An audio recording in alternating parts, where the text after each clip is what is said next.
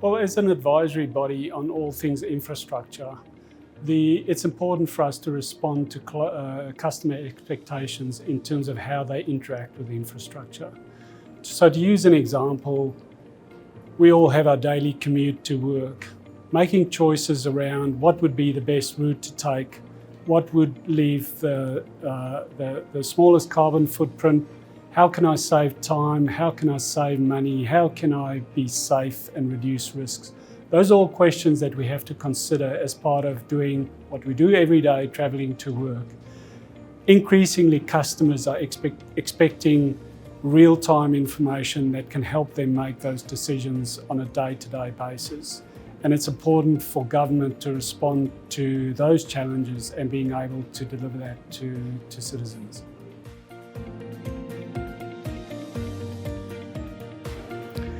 I think there's a few global mega trends that we cannot ignore.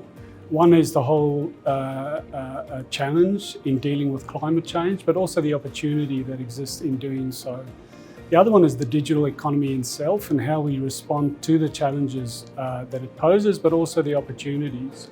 So in an infrastructure sense, we need to be mindful of how we respond to those challenges, but also how do we position our state to leverage those opportunities.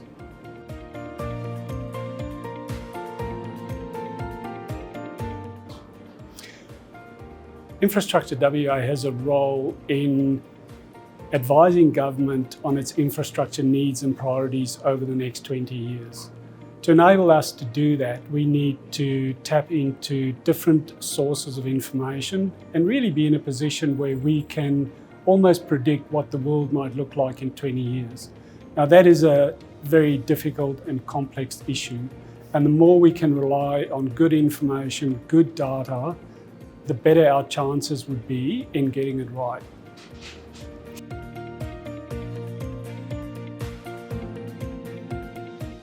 Yes, as I mentioned, we develop a state infrastructure strategy, and the world changes on a day-to-day basis. So we need to be in a position where we can update our advice and our strategic advice to government to help them make the right decisions.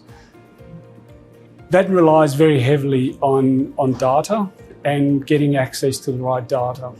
And we're currently going through a project where we're looking at what the best methodology would be and the best approach to not only access the right data, but also how we can automate our work in terms of analysing that data to provide us with the insights that's required to provide our role and our function to government.